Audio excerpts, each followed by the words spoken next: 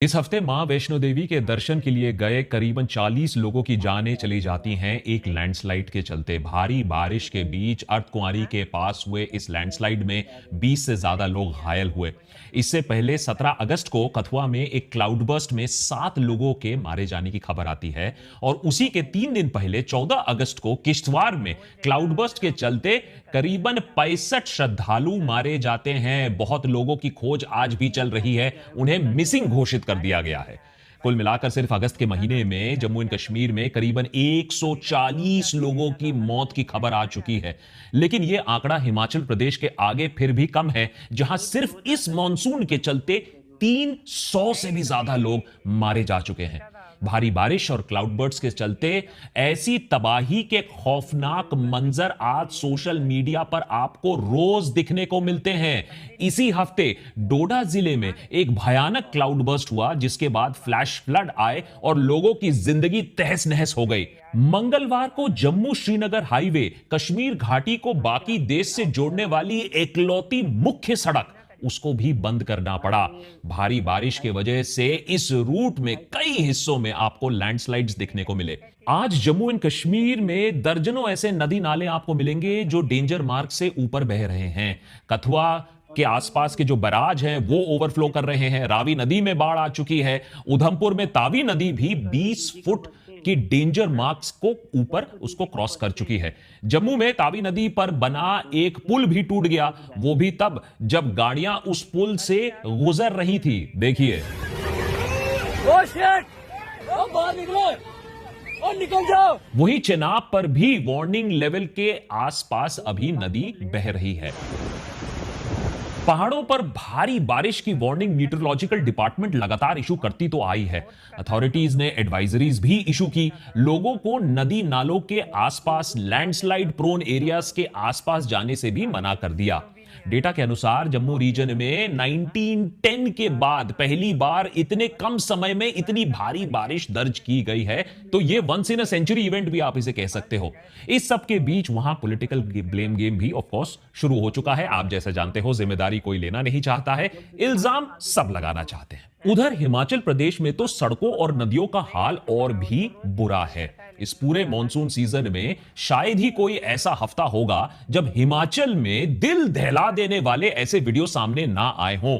मकाने, दुकानें, होटल, सड़कें, एक उफानी ब्यास नदी ने सब कुछ अपने साथ बहा दिया। भारी बारिश की वजह से इस हफ्ते भी कांगड़ा, चंबा, लाहौल, स्पीति एरियाज में रेड अलर्ट को जारी करना पड़ा। साथ ही ऊना, हमीरपुर, बिलासपुर, सोलान, मंडी, कुल्लू, शिमला सिटी के लिए भी ऑरेंज अलर्ट इशू करना पड़ा अथॉरिटीज को।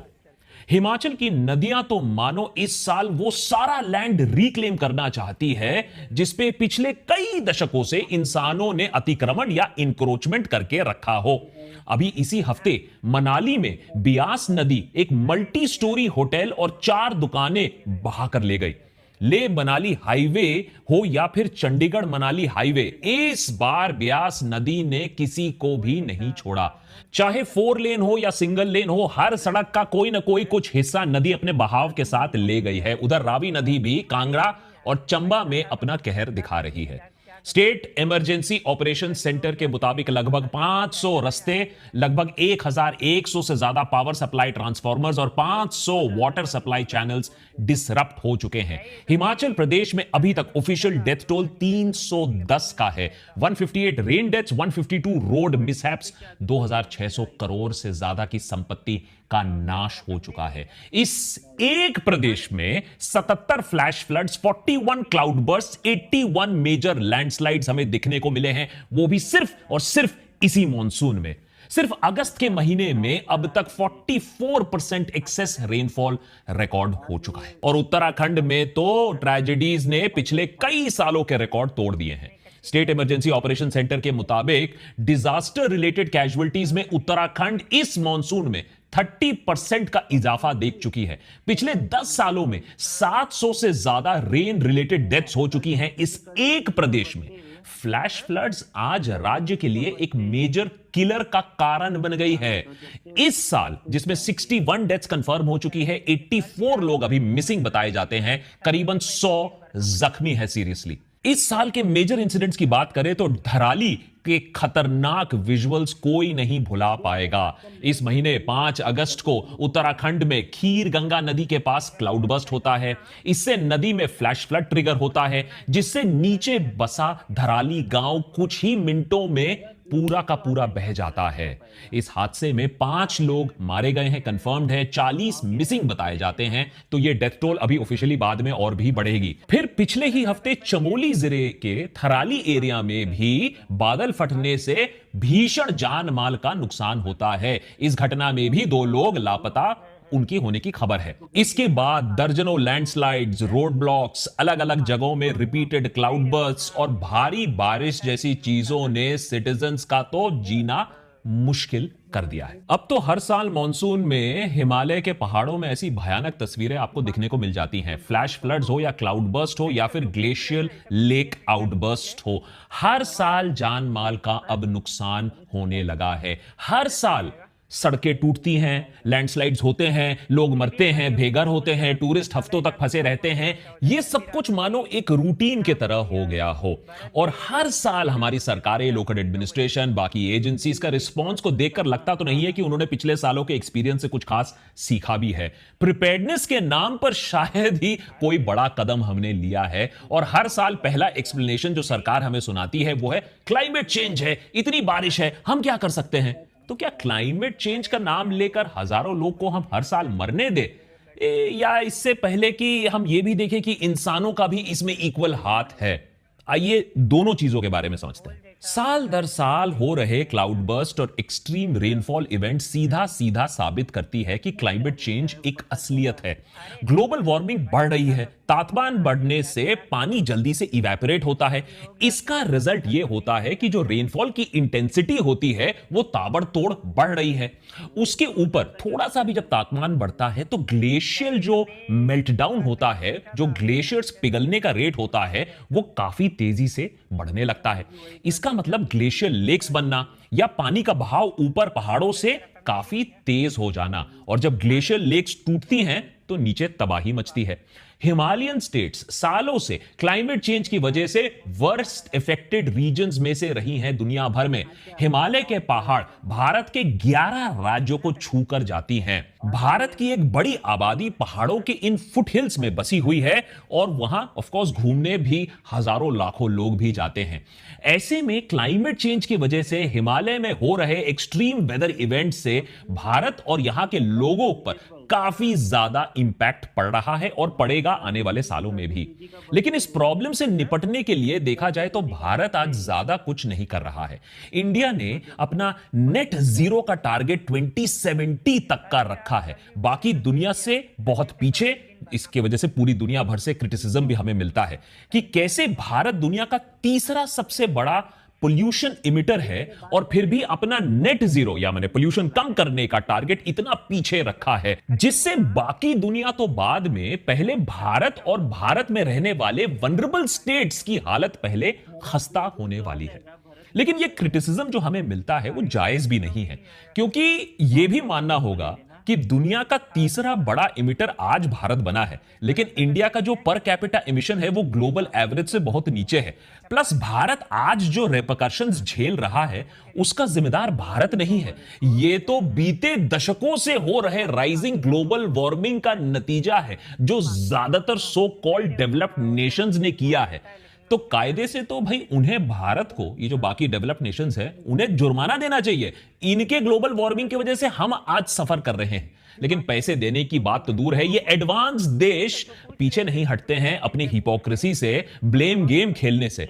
खैर, वेस्ट के क्लाइमेट दोगलापन को अभी हम साइड में रखते हैं। देखना यह होगा कि भारत आज क्या कर सकता है अपने देश के लिए, अपने सिटीजंस के लिए, इस क्लाइमेट क्राइसिस से निपटने के लिए। आज भारत सरकार का हिमालय को लेकर जो अप्रोच है वो क्लाइमेट चेंज के इफेक्ट से निपटने के लिए नहीं, नुकसान से बचने के लिए नहीं, लेकिन नुकसान को और बढ़ावा ही दे रहा है। बताता हूं कैसे, समझाता हूं।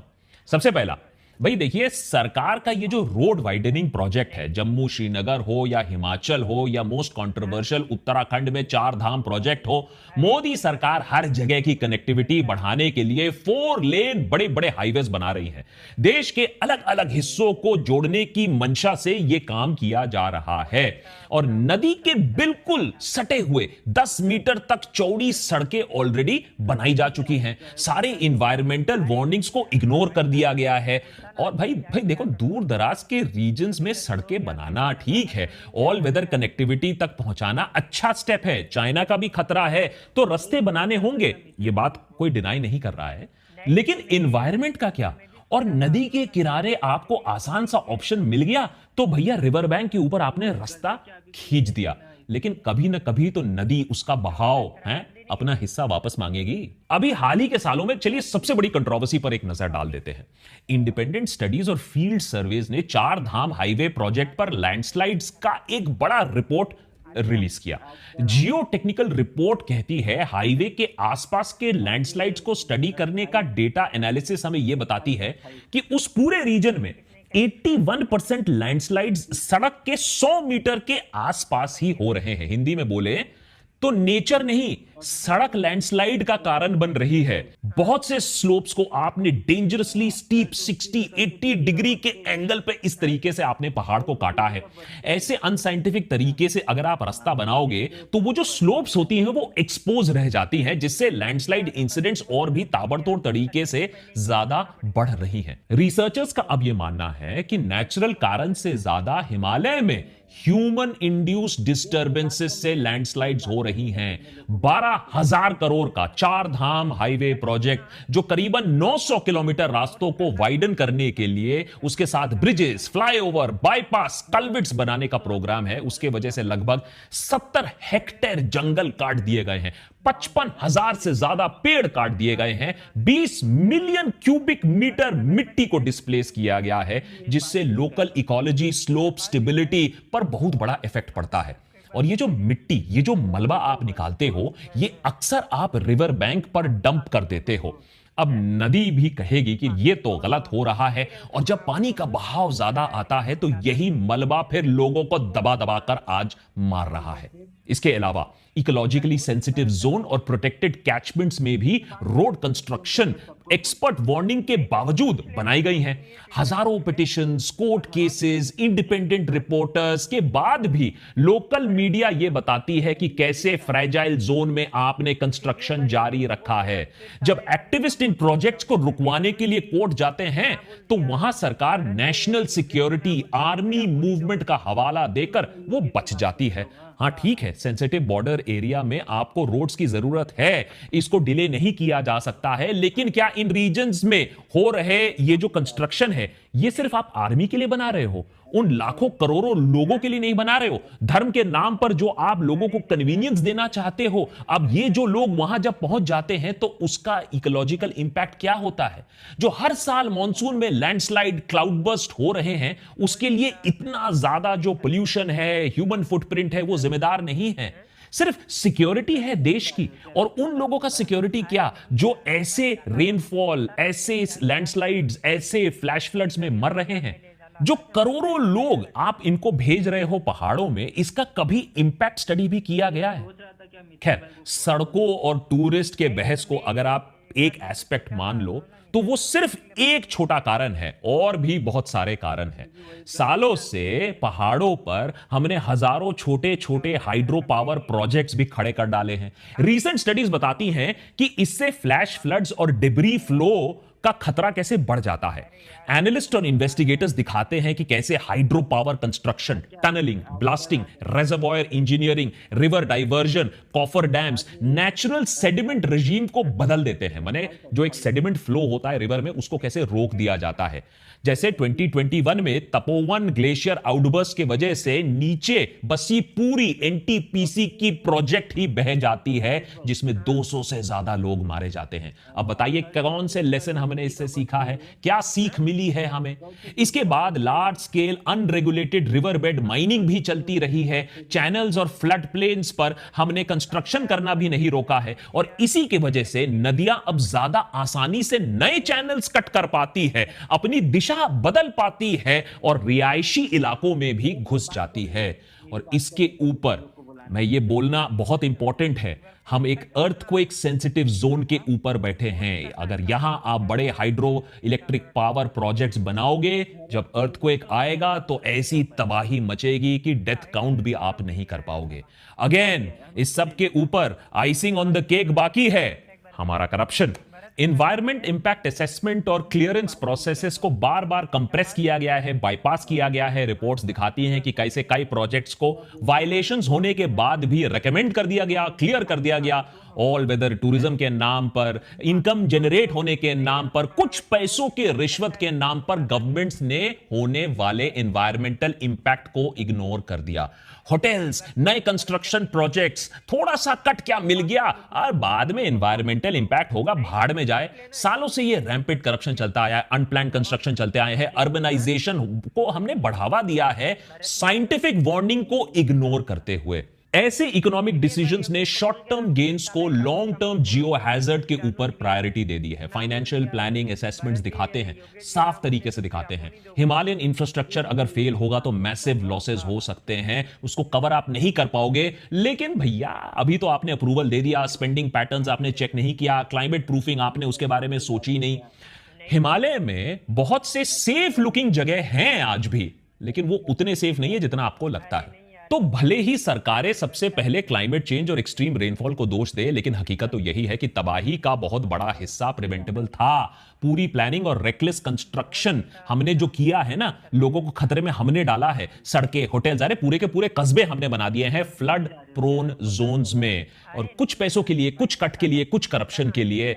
हाइड्रो इलेक्ट्रिक की अगर हम बात करें, डेटा क्लियरली बताता है कि अगर आप हाइड्रो इलेक्ट्रिक प्रोजेक्ट्स बड़े बैठाओगे, मीडियम साइज बैठाओगे, तो खतरा बस बढ़ता ही रहेगा। लेकिन फिर भी अगर नेशनल सिक्योरिटी और कनेक्टिविटी के नाम पर हेवी कंस्ट्रक्शन आपको करना है, तो पहले इसके लिए सिर्फ इंजीनियरिंग नहीं, आपको बायो इंजीनियरिंग का सहारा लेना था, ताकि आपका काम भी हो जाए और प्रकृति, नेचर को भी नुकसान ना पहुंचे। जिससे हम, जैसे फॉर एग्जांपल हमारे पड़ोसी नेपाल ने क्या किया, काठमांडू की तरफ जाने वाली जो मेन रोड है, उसका एक सेक्शन जब 5 मीटर से बढ़ाकर 10 मीटर उसको चौड़ा करना का पड़ा, मैंने जरूरत महसूस हुई, तो नेपाल ने वर्ल्ड बैंक की मदद ली। इस प्रोजेक्ट में सिर्फ वाइडनिंग नहीं, बल्कि स्लोप प्रोटेक्शन पर भी बहुत ध्यान दिया गया। बायो इंजीनियरिंग टेक्निक्स को इस्तेमाल किया गया, जैसे स्लोप्स पर घास उगाना, पेड़ पौधे उगाना, उसको और स्ट्रॉन्ग करना, प्रॉपर ड्रेनेज सिस्टम्स बनाना, ताकि लैंडस्लाइड्स का रिस्क थोड़ा कम हो जाए। लोकल लोगों को इंप्लॉय करना, जिन्हें लोकल टोपोग्राफी अच्छे से समझ में आती है। कॉम्प्लेक्स स्लोप पर wiring, mesh, netting, anchor, rock bolts लगाना।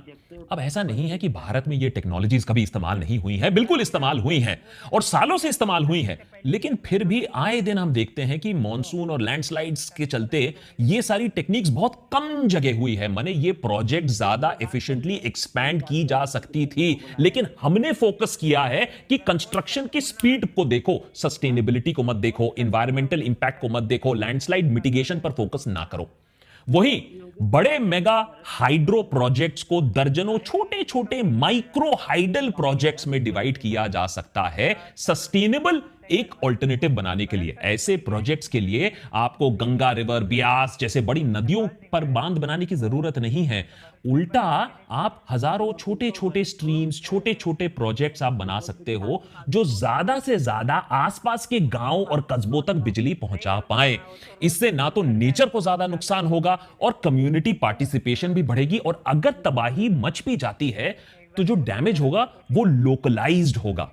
इसके अलावा डेनमार्क और जर्मनी जैसे देशों में यूज किए गए सस्टेनेबल सॉल्यूशंस के बारे में हमने आपको डिटेल में पिछले एपिसोड में भी बताया था। फॉर एग्जांपल, वहां का making room for river projects, हमने हिमालयन लैंडस्केप में ये